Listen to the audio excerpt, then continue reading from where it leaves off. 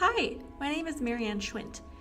I am a fourth-year anthropology student at Grinnell College, and I wanted to make a video on the sport of Rolle Bolle. Now, before we dive into the end of the 2023-24 Rolle Bolle winter season, I wanted to give a bit of context for this video. The roots of Rolle Bolle can be traced back to ancient Belgium, where similar games involving rolling wooden discs were played for centuries. Archaeologists point particularly to Mechelen, located between Ghent and Bruges, and Zeeland, a western province in the Netherlands. This is known as the Flanders regions, where people speak Flemish. For generations, this game has been a cherished pastime in Belgian communities, played in parks, town squares, and local gatherings. Now, while it may have been traditionally a wooden disc, what makes it different nowadays is that there are rolle bolles made out of rubber and many other kinds of materials.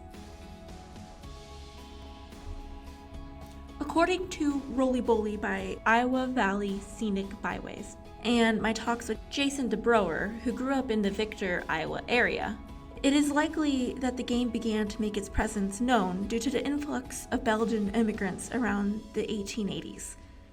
During that time, there was a call from the Grandview Township located in southwestern Minnesota, where Bishop John Ireland bought land and invited Catholics from Germany, Poland, Ireland, French Canada, and of course, Belgium, to secure the area as Catholic territory. Because of this, the towns of Marshall and Ghent are two areas where Rolle Bolle is played in Minnesota today, and where most of my video will be from. Yet, many families I encountered claimed that their family immigrated over and began to make their way westward, but were thwarted by weather and ultimately settled in places like Moline, Chicago, or Rock Island, all in Illinois. The running joke being that those who wanted to work for John Deere or other machine manufacturing would stay in the city, while those who wanted to farm would drive as far as they could before their gas ran out. Moreover, many people in and around Winnipeg still play the game in Canada. When looking at the courts in the US, I found some as westward as Nebraska, as eastward as Indiana, and as south as Kansas, with a few outliers in Arizona and Texas, where a participant at the indoor championship explained to me as places where those who play escape to during retirement. Anyhow, during the early 20th century, Rolle Bolle gains popularity among Belgian American communities, becoming a staple of cultural festivals and social events, and throughout the 1920s until the 1940s, the game becomes more widespread as Belgian American clubs and organizations promote Rolle Bolle leagues and tournaments. Now, Rolle Bolle continues to thrive in areas with strong Belgian heritage, with leagues and informal matches held in parks, churchyards, and community centers. Typically, you take two teams of 3 players with the objective of being the closest to the stake. One rolls first, and another from the other team rolls. Whichever bully is closer decides who goes next. Say Team A is closer than Team B. Team B's second player then bowls. If they are closer to the stake than Team A, then A goes again. If Team A is still closer, then the last player on Team B rolls. You go back and forth like this until everyone has bowled. Now here comes the point part. Let's say that Team A is closest and the second closest is Team B. Then Team A only scores 1 point. Now let's say that Team A is the closest and the second closest. Well, that means that they get 2 points, and that is great news for them. Usually you try to play for first to 8. Or the first to 10. It depends on where you are playing. What got me interested in this was the sport aspect.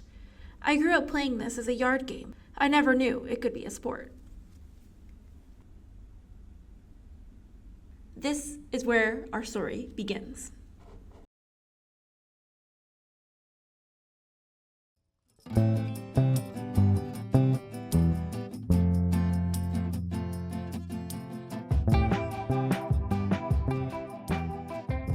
We were trying to figure that out. It's probably almost 40 years ago that one of the guys I knew suggested doing this here, we thought he was crazy. They're not going to let you drill holes in their floor and put plywood and stuff up. That's just crazy. And they asked him, and they let us do it. And we've been doing it ever since.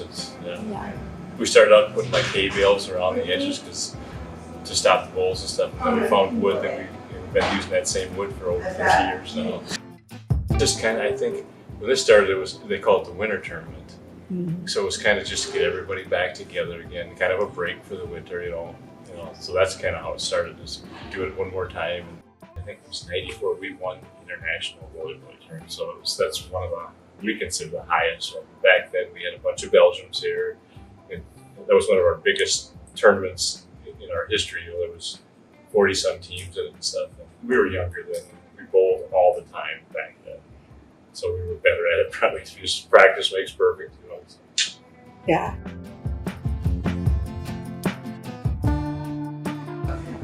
Back when I was about 6 years old, my older brother, was pretty much a fanatic over.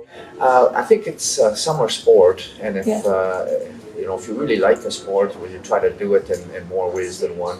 So promoting the indoor alleys, some in almost every state, but not a lot of them. But it really helps to keep the sport going.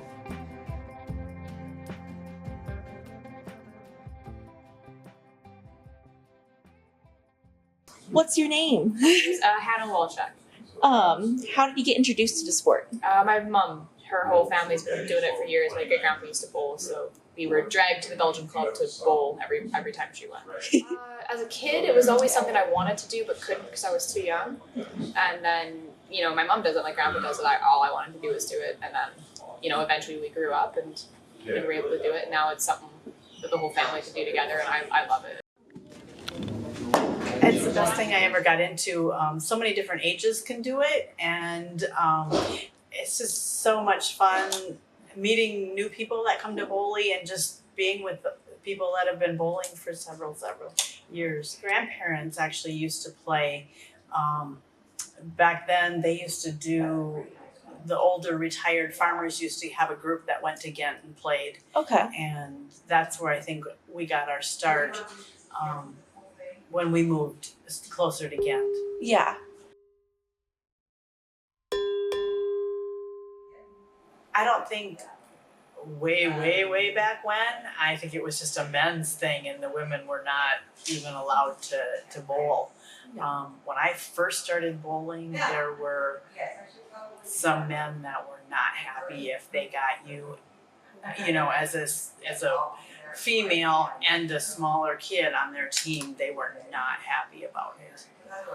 So over the years, has it kind of relaxed a little bit though? Definitely. I think you have some states that didn't allow kids to bowl, and their population really started to drop, and they were wondering, they're struggling trying to get enough people to keep bowling going. And I think Minnesota does a great job of encouraging the young kids, to come and bowl and get them involved. They bowl the same rules and everything, but women don't shoot as much as men. Yeah, I think that the women are getting more assertive as the years go on. Mm-hmm. But when I was younger and my mom was bowling, it was a little bit less of a shooting game. Yeah. The women knew how to bowl and bowl in, whereas the men like to shoot and do that kind of stuff. The more aggressive. Yeah. I kind of remember, so all my uncles had bowling alleys. Some had them in the Grove, probably we were in our early teens. We would go to parties and stuff, and I remember we started bowling against or with my uncles, and all of a sudden we thought, we can probably be just as good as they are. They probably let us win, but it was also like, so that kind of got you going. It's thought that, we could be competitive too, so. Yeah. I've always been competitive, so this is just another thing to be competitive. Mm-hmm. And I think I compete with myself more than anything, and so I'm always trying to, I'm trying to get better and better because I want to be the best. So why did you decide to become competitive? Our parents. We've always Genetics. been competitive. I don't don't know that I am competitive. I mean, I think everybody loves to win, and obviously I fall into that. But it's the atmosphere and the people that brings me out. And then, hopefully I bowl good. But if I don't, at least I got to bowl. Of leagues, you need them to keep bowling alive, because otherwise people don't come out regularly enough. It doesn't get introduced to the younger people. So the leagues are really cool. We don't really have, we have 2 leagues in Manitoba more regularly, but yeah, it's nothing serious. It's just something to keep us a little organized. Well, like for here, we don't have a league. We just bowl like every Thursday night. But we don't have a league like you guys do. Yeah, we have Western League where you're bowling for different clubs and then you're bowling for points, and at the end of the season we have a championship. So the top 3 bowlers from each club bowls as a team in our championship. Bowl, there's a farm site that has a very nice indoor court, carpeted, nice, it's perfect, heated and everything. We bowl on Tuesday nights there. And there's about anywhere from a dozen to 20 of us that show up until they go south or when they get back and stuff. So again, we kind of just hang together.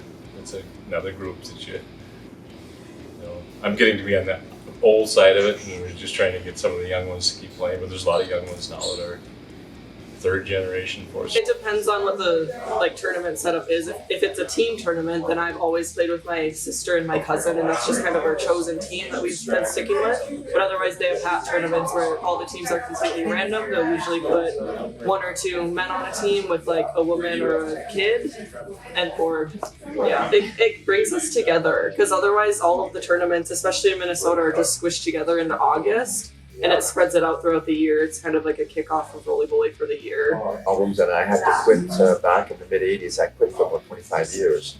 And then my 2 younger kids said, well, why didn't you ever bring us into the game? And so we started bowling at home. The next thing they know, they want to travel. They've been really good friends. So it's been really good.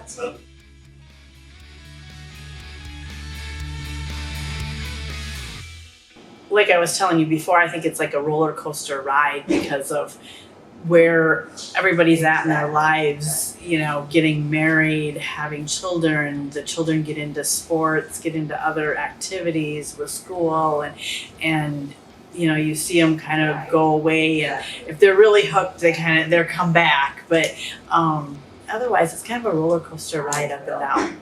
Yeah. I love seeing the kids come, because I'm just scared this sport's going to die, because when I started, there were so many people. I mean, I remember being in high school and playing in a tournament in Princeton, Illinois, and there being hundreds of people. Mm-hmm. And now it's just not. 100 is good. Yeah. So, but people are busy. So it's hard to get people. But I feel like if you get more families involved, then everybody can do it. There's not very many sports where the whole family can play. Right. A little bit, our numbers are kind of dwindling a little in the city. It's a lot of, I'd say, the older generation still bowls, but a lot of the kids were too busy with sports or school or something else, other activities, that it was hard to get them into it. So there's a little bit of an age gap between me and then my mom and then the next generation. But it's, it's fine. You show up and you see the same people, and it's fun. I was very young when I started bowling. I was 11 or 12 when I first started bowling. And all that I learned from the older people, and the stories they would tell was incredible. So, and I think my kids feel that way when they listen to the stories from the older generation. So I think it also, it lends more respect. I think my kids are very respectful of older people because of that. I don't know. For me, being single and alone, it's just, I enjoy being out with people. I'm a people person, so it's connecting and getting out with people and being with people and joking and laughing, and I look forward to the bowling for being with people. Yeah. For you, what is the meaning of family? It's people that you love with all your heart. It doesn't matter if they share the same relatives with you as not. It's people you love with all your heart love you. You have a good time. You die of laughter. It's people you look forward to seeing over and over again. we look forward to all our visits to Minnesota, Iowa, and Illinois. We've got a lot of friends there. It's like a big family. I think it's a lot. I mean, like you said, through technology and everything that has happened, it used to be states were like rivalries against each other in bowling, but I definitely feel like, I mean, the Bolle family is our, everybody is family that bowls. Everybody seems to get along. When you go to different states, you have people, staying with others, and they come back to your state and they stay with you, and it's just, everybody just gets along, and it's just a really nice group of people. The roots are, my family happens to be a very close-knit family, so I have my son that's very active in the sport, and he lives in the lot next to me now. He just built a new house, has 2 outside alleys, and actually put an inside alley in his house. So it took a lot of room, but he's done a very good job of it. So we see bowling coming for quite a while. He has a little boy, and I'm sure he's going to be bowling. Yeah. Have you introduced the game to people outside of your family? Very much so. My son is very active in that, bringing more and more people in. So I would say out of 10 of his friends, he's got them all bowling on a fairly regular basis. So that helps the sport. Yeah. I think we're all just a very close-knit group. I think it means more than just blood related. Yeah, we're all just it's one second massive family. We grew up together. Our parents all grew up together, kind of playing the game, and even our grandparents for some of us. So it's just like we're a second family. Yeah. Well, I don't know. I met my boyfriend through the sport, so he lives in Canada, so I might be moving to Canada. That would be a fun thing.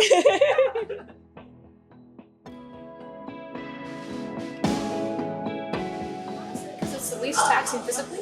it's easier to do, and I see people who are 90 doing it, so I know that down the line one day I can still do it. I'm 90, and other sports you can't. Well, I think as long as the ones that are in it right now continue to be as active and as gung-ho for the sport that they learned and loved, I think they'll bring their kids into it as well. I hope so. Well, we have how many people that are pregnant in the... We do have a lot of people that are having children, so that's my hope that, even my kids, all their kids they're little, but they walk around with their little roly bullies and want to play. So I feel like my kids and my grandkids will carry it on, but I'm hoping that that's where we're going, because it just seems like a shrinking population. Yeah. Well, like last night, I'm on the old end of it again, and there's a lot of young people doing it yet, which is good. At one time I thought when my generation got to this point that it would just really start to die, but it's just, my dad said once, it started in Ghent, that's where they were down to 9 teams one year for Belgian American Day, and how it made a huge rebound after that. So it'll probably cycle in and out some, but it seems to just keep going. It was like Belgian American Days or International down in Ghent, and I was young, I wasn't bowling, but Dada Place from Iowa came to our house, and I just remember her walking in and going and sitting on my dad's lap. Oh, that's so neat. And so, my mom and dad were part of Rolle Bolle, and then, just watching growing up and knowing some of the people before I even bowled, But Ghent is also known as like the Rolle Bolle capital of the world. Do you feel like a lot of the Belgian community is kind of shrinking? Do you feel like it's less Belgian than it used to be? Oh, yeah. Yeah. Very definite. And I feel like that by us too, like a lot of the people that play aren't even Belgian, but we welcome everyone. We want everyone to play.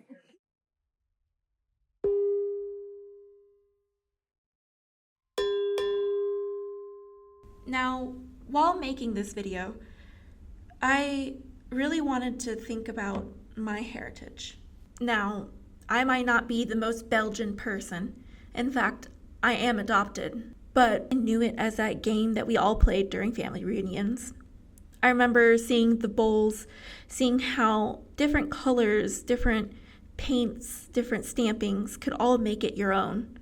And I remember seeing my grandma and grandpa really getting so excited during these games that I fell in love with the game. I know that this is not my heritage game necessarily, but Rolle Bolle really is just a game that invites you in. No matter what walk of life you come from, you can really find a community there. When I heard that this was a sport, I immediately became enthralled. I wanted to see what kind of people dedicated their lives to playing this sport. When I encountered the range of age, range of knowledge, and generations of wisdom in this game, I knew it was the place for me. I've always loved stories. So has my grandma. In fact, when I was adopted, I became Marianne Barbara Schwindt. Barbara being for my grandmother. For her, she was the Napi. That's where we get our Rolle Bolle roots from. The Napis came over from the Flemish area. At first was in Detroit, and then came over to Moline. There, my grandma settled in Rock Island and never really left that area. My grandpa, on the other hand, he traveled the world, and he made his way over to Belgium when he was able to go to Europe. Although many people know us as Mossages, being my mom's maiden name and my grandma's married name. At reunions, we are known as the Napis. But at the end of it all, it doesn't matter what your last name is. What really matters is the fun, the people, the memories that you make through playing this game. And while this might have been a fleeting moment for me and my grandma, this project has really been something that's made us become closer. And for that, I am truly grateful. Thank you, sincerely, to everyone in the Rolle Bolle community who welcomed me in, despite me being an outsider, just a random college student with a big camera and hopefully a bigger smile. I hope that you guys truly enjoyed yourselves as much as I enjoyed your company. Thank you.